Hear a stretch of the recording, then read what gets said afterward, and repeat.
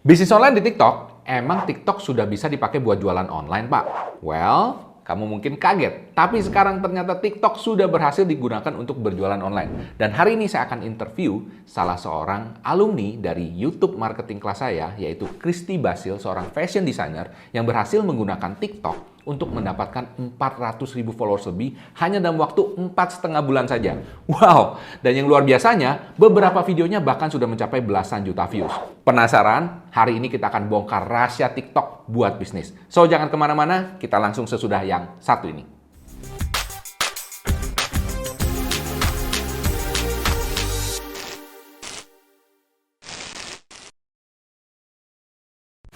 Hai, kamu baru mulai main TikTok? Atau kamu sekarang sudah TikTokan tiap hari, tapi followersnya masih nggak naik-naik? Well, saya ada kabar bagus buat Anda. Terutama Anda yang content creators dan pebisnis online. Sekarang saya ajarin kamu gimana caranya untuk naikin followers dan dapat duit dari TikTok. Mau nggak? Kalau kamu mau, daftar aja langsung ke free webinar ini ya. How to make money with TikTok sekarang. Linknya di sini. Nah, di sini kamu akan pelajarin gimana rahasia saya membangun TikTok dengan cepat hingga 80 ribuan followers hanya dalam waktu 15 hari saja. Link daftarannya langsung di sini. Nah, satu lagi, meskipun ini free, tapi seatnya terbatas. Kalau udah penuh, kita akan tutup pendaftarannya. So, buruan, tunggu apa lagi? Langsung aja daftar sekarang. Oke, bye. See you at the webinar. Halo, Christy, apa kabarnya? Oh, baik, Pak. Luar biasa banget nih sekarang lihat Christy, wah ini TikToknya bener-bener rame ya. Ini sekarang udah hampir, udah bukan hampir lagi nih, udah 449.000 followers. Wow, luar biasa. Bahkan saya lihat yang satu, ada berapa akun TikToknya nih sekarang? Sebenarnya sih yang kan aku kan bikin buat lebih ke support bisnis aku kan. Jadi dua sih, yang satunya itu yang Christy Basil emang lebih isinya konten yang tentang gaun-gaun, tapi yang satu lagi Advezo itu buat yang ready to wear-nya. Oh, oke oke. Yang Advezo yang terakhir saya lihat juga ada kerjasama sama satu selebgram ngetop ya, sampai Oh, iya iya. berapa juta itu. Nah, Itu yang ceritanya gimana tuh ceritanya tuh? itu sebenarnya kita pernah bikin collab sama Olivia Johnson. Cuma Mhm. itu sebenarnya udah collab-nya di tahun lalu. Nah, Hmm. tapi karena memang kan Advezo-nya kan kontennya kan masih baru TikTok-nya, jadi baru di-post-postin gitu. Nggak taunya pas yang collab sama Olive itu yang FYP-nya gede banget gitu. Oh, luar biasa sekali saya lihat itu sampai 1,5 juta atau gimana ya? Wow, Iya, itu organik tuh, beneran organik ya? iya, heeh. Kalau FYP emang kayaknya secepat itu sih, Pak. Wow, Mhm. oke oke oke oke oke. Nah, mungkin buat teman-teman sekarang Teknoheads pada belum tahu Christy ya, meskipun dulu sebenarnya kita pernah ngobrol dari Teknobi. Mhm. Mungkin Christy bisa cerita sedikit mengenai background-nya Christy, dan apa sih yang dikerjain Christy so far gitu loh? Mhm. Jadi kalau aku sendiri emang punya 2 label, yang satu itu yang by Christy Basil, memang khusus lebih ke custom wedding gown. Nah, kalau yang satunya lagi itu Advezo, lebih ke ready to wear sih, jadi kayak baju-baju formal atau kayak lebih untuk yang party-party gitu buat kondangan gitu.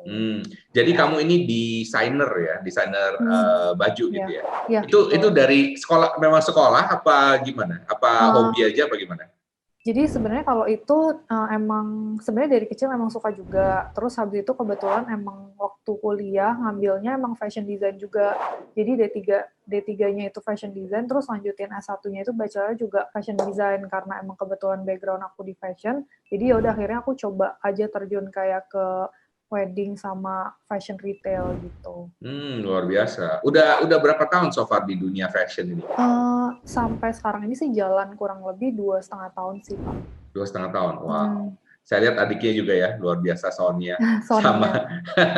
sama satu lagi yang cowok juga ya, Ronald, iya. Ronald ya. Wah, Mhm. luar biasa memang. Ini kakak beradik luar biasa semua. Kayaknya perlu diwawancara satu-satu nih.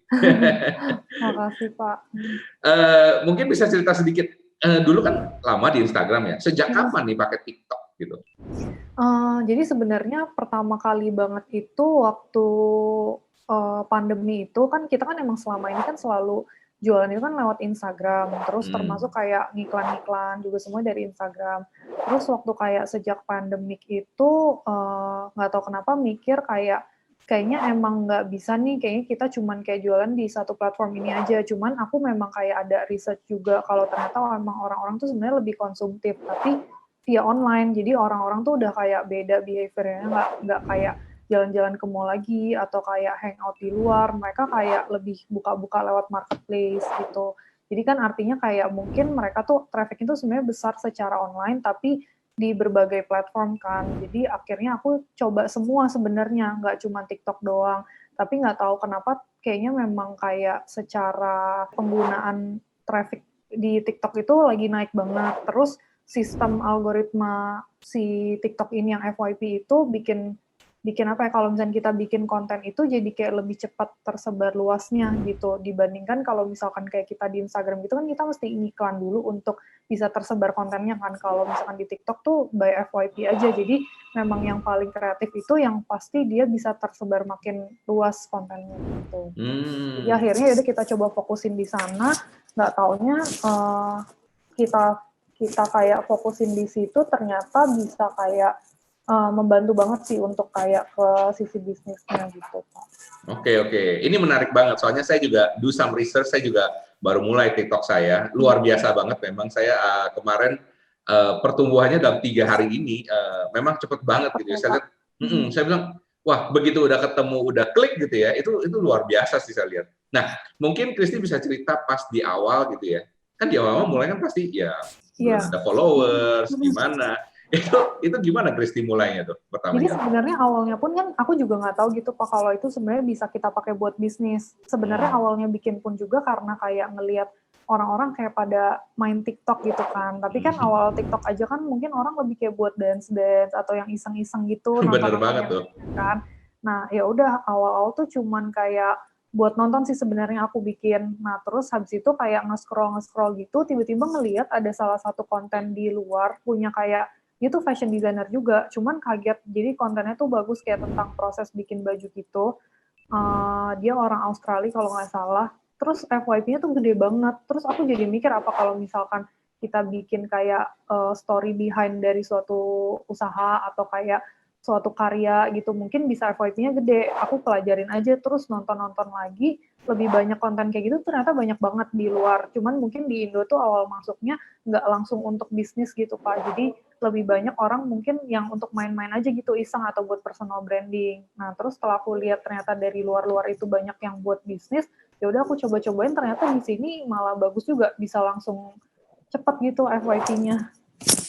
Gitu. Ya luar biasa banget sih. Aku ngelihat memang TikTok ini punya potensi besar ya. Mirip seperti Instagram tahun 2015 yang ketika zaman itu orang-orang cuma gaya-gayaan doang, foto ya kan gimana ya kan, cuma have fun aja gitu kan ya. Dan kemudian mulai ada orang-orang yang terpikir, wah kayaknya bisa nih buat jualan, buat bisnis dan lain sebagainya gitu ya. Iya. Menurut kamu perbedaan antara di Instagram sama TikTok yang menurut kamu masing-masing kelebihan dan kekurangannya apa? Mungkin bisa di-share sedikit.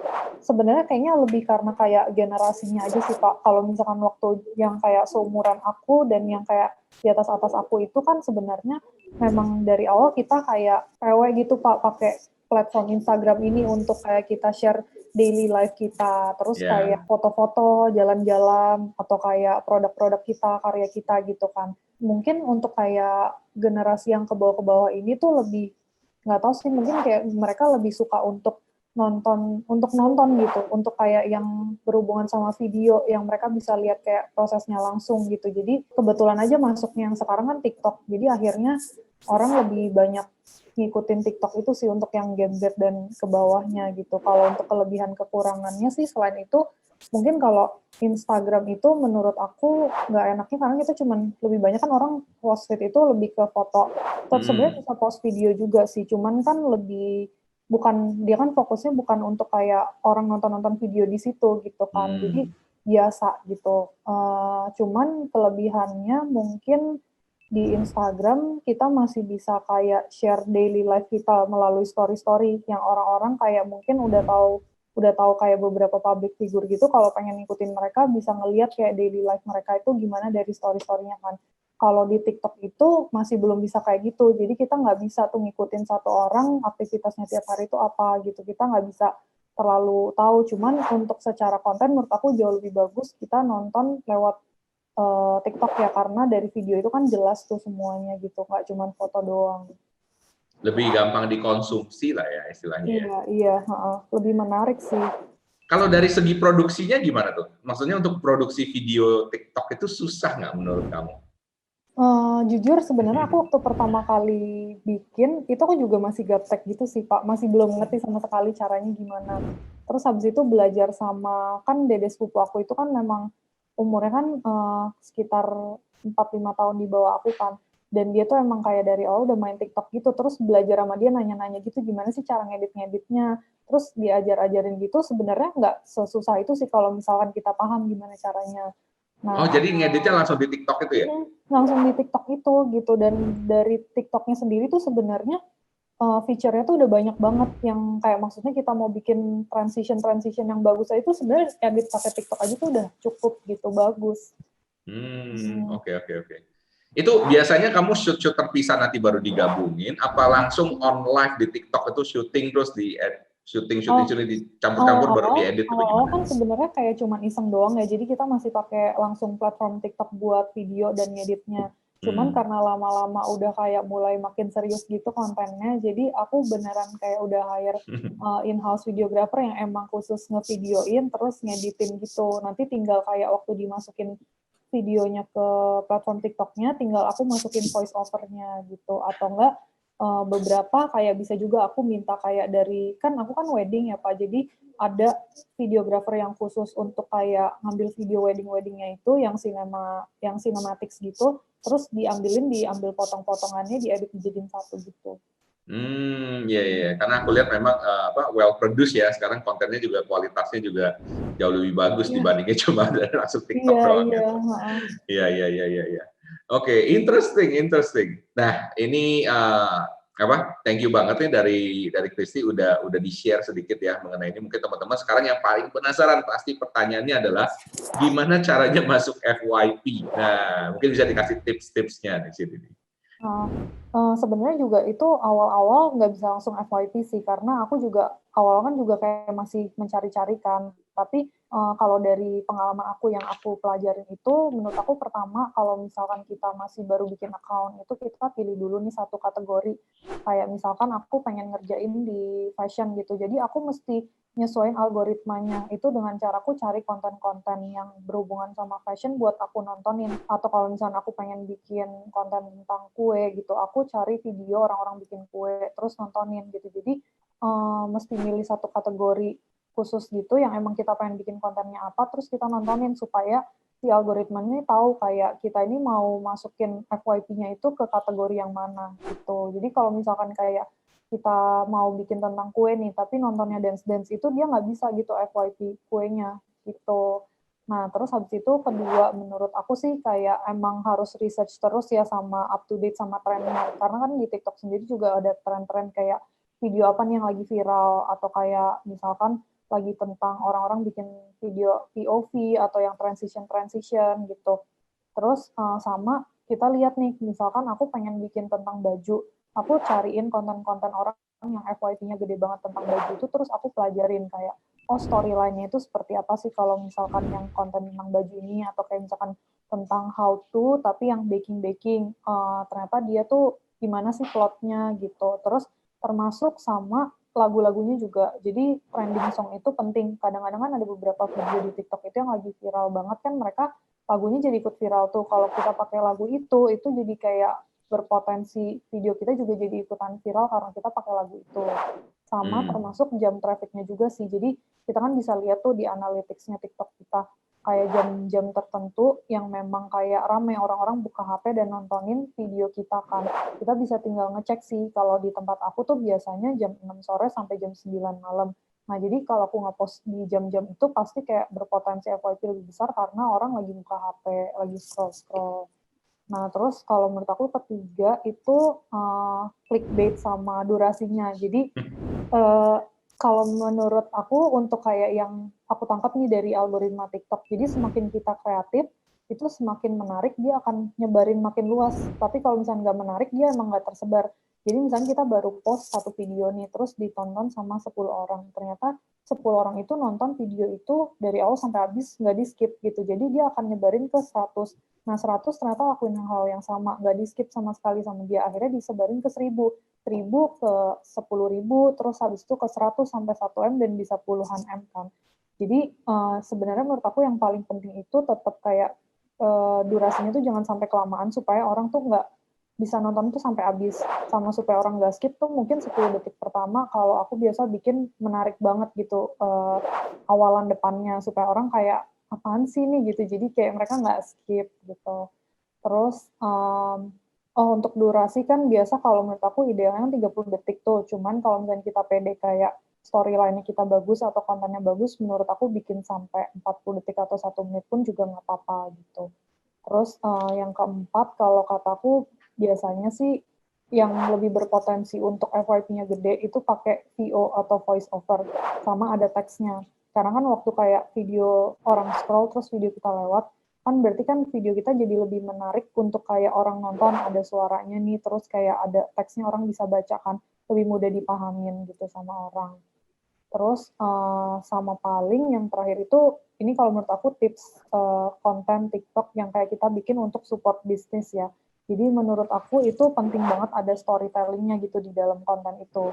Kalau misalkan kayak orang lihat di Instagram karya-karya yang bagus aja atau keren itu kan kayak udah banyak banget kan sebenarnya. Cuman kan orang itu sebenarnya lebih tertarik buat lihat kayak gimana sih cerita di balik kayak karya-karya itu atau kayak di balik produk itu atau perjalanannya, behind the scenes-nya kayak tiap hari apa sih yang kita lakuin supaya sampai karya itu jadi gitu atau produk kita.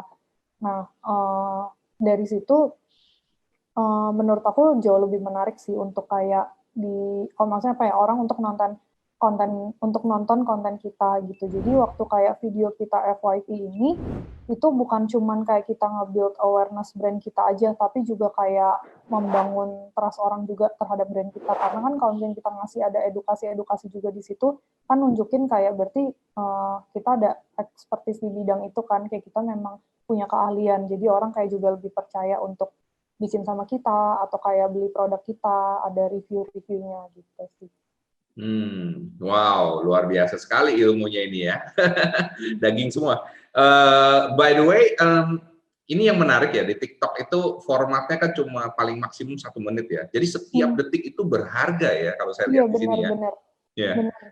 Bahkan di 10 detik pertama, kemarin saya juga sempat ngomong sama orang dari TikTok sendiri, mereka actually ngajak saya untuk bikin TikTok waktu itu, dan mereka memang ngomong gitu ya, 10 detik pertama, dan dilihat beberapa orang, 15 detik pertama, lihat beberapa orang, dan terus, jadi memang apa yang kamu ngomongin itu terkonfirmasi Mereka berarti juga gitu. bilang ya, Mereka juga ngomong seperti itu, saya bilang, wow, ini ngomongannya detik ini. Kalau di YouTube kan kita ngomong menit kayak, kalau ini ngomong detik ini, karena benar-benar padat gitu ya, luar biasa sekali sih memang. Oke. Nah, ini lagu-lagu trending ya, definitely ya, itu sangat membantu ya. Kemudian yang tadi saya lihat voice over. Kalau voice over itu, jadi kamu udah syuting dulu gitu, ya kan? Nah, terus voice over-nya kamu di TikTok-nya atau di luar? Nah, saya lihat voice over kamu bagus gitu ya. Oh, itu sih sebenarnya cuman kayak, jadi udah diedit dulu nih. Sebenarnya aku biasanya tuh awal-awal bikin dulu tuh nggak ada skrip, nggak ada apa sih, cuman kayak, udah dieditin, bagus nih videonya, baru pas dimasukin ke TikTok, tinggal kayak, ya udah ngomong aja sesuai jalan ceritanya gitu.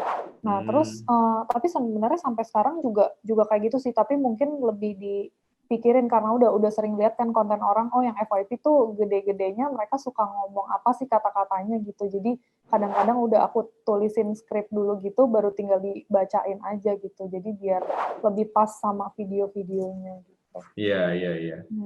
Makanya memang kalau mau gede di salah satu platform memang perlu kepoin banyak sekali ya. Iya, perlu banget sih itu. Jadi bisa tahu ternyata yang bikin viral tuh apa gitu. Iya. Dan saya lihat TikTok ini masih muda banget juga ya, meskipun udah cukup banyak ya. Orang pikir udah cukup lama, tapi sebenarnya kemarin saya lihat ya, TikTok itu baru nomor dibandingin Instagram ya di Indonesia, di seluruh dunia, bahkan bukan di Indonesia aja.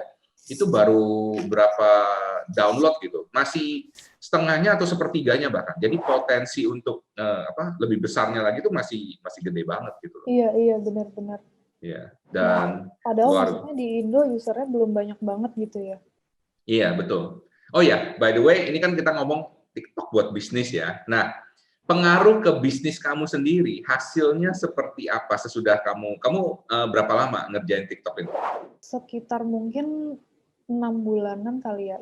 Kalau yang kan aku duluan yang Christy Basil ya. Yang Christy Basil mungkin hampir 6 bulan. Kalau yang at Pezzo itu sekitar 3 bulanan kayaknya, Pak. Masih lebih baru sih kalau at Pezzo itu. Christy Basil udah duluan. Oke. Nah, Pengaruhnya mungkin ada sesuatu yang berkesan dari kamu dapat klien atau gimana? Mungkin bisa di-share sedikit. Nah, kenapa aku bisa bilang kayak aku invest so much time untuk kayak ngelakuin di TikTok itu karena aku benar-benar ngerasain pengaruhnya itu beda banget. Jadi yang kayak aku bilang pertama, kalau dulu kan kita mungkin benar-benar ngandelin Instagram tuh untuk kayak bisnis kita kan. Jadi kita benar-benar kayak, terutama untuk yang retail lah ya, kalau misalnya kita jual barang-barang produk massal gitu kan kita memang harus ngiklan banget. Nah itu aku juga ngerasain di Pezzo juga hal yang sama. Nah di Christy Basil pun juga kan pasti selalu ngiklan tuh. Nah dengan waktu aku dulu harus pakai iklan banget itu dibandingin kayak sekarang itu aku bisa kayak aku off iklan tapi bisa secara omset naik kayak 2-3 kali lipat gitu dengan aku iklan di Instagram. Nah jadi ibaratnya tuh kalau misalkan kayak supaya konten kita tersebar di Instagram ini kan kita mesti iklan, dan kalau misalkan kita mau iklannya tersebar makin luas nih, kita harus pasang budget lebih besar kan Pak. Terus udah gitu settingannya pun harus benar karena kita setting sendiri nih mau audiensnya siapa. Kalau FYP itu tuh kita asal kita lebih kreatif dari orang lain pasti dia akan nyebar tersendiri gitu, kayak nyebar sendiri, dan semakin bagus, semakin menarik, semakin besar dia bisa nge-reach audiensnya. Ditambah kayak kita nggak perlu setting karena dalam algoritma itu sendiri dia bisa nyari kayak siapa nih orang yang berpotensi bakal tertarik buat nonton video kita gitu. Luar biasa, luar biasa. Ya ini mungkin karena TikTok masih di awal-awal juga ya. Mungkin kalau udah rame nanti juga perlu iklan juga. Iya benar sih, benar kayaknya sih gitu sih Pak. Tapi ya ini saat yang tepat banget ya buat terjun ya kan, basically belum banyak yang ngerti juga ya kan, dan lain sebagainya. Saya lihat juga ini sangat-sangat menarik sih menurut saya untuk bisnis juga, karena saya juga ngerasain sendiri hanya dalam waktu kurang dari sebulan juga itu pertumbuhannya luar biasa gitu. Karena saya juga setiap hari ngabisin mungkin hampir 3 jam kali. Untuk nonton di situ, Pak. Iya, jadi highly addictive gitu ya. Kamu lihat gitu ya. Iya, nggak sadar kan, kayak nonton-nonton gitu tiba-tiba udah spend time banyak banget. Iya benar. Tapi ya kita belajar banyak juga sih, saya lihat. Saya lihat kontennya bagus nih, ini bisa buat YouTube nih. Wah ini kontennya bagus nih buat ini nih. Jadi malah ngumpul-ngumpulin banyak sekali konten di situ. Benar. Iya.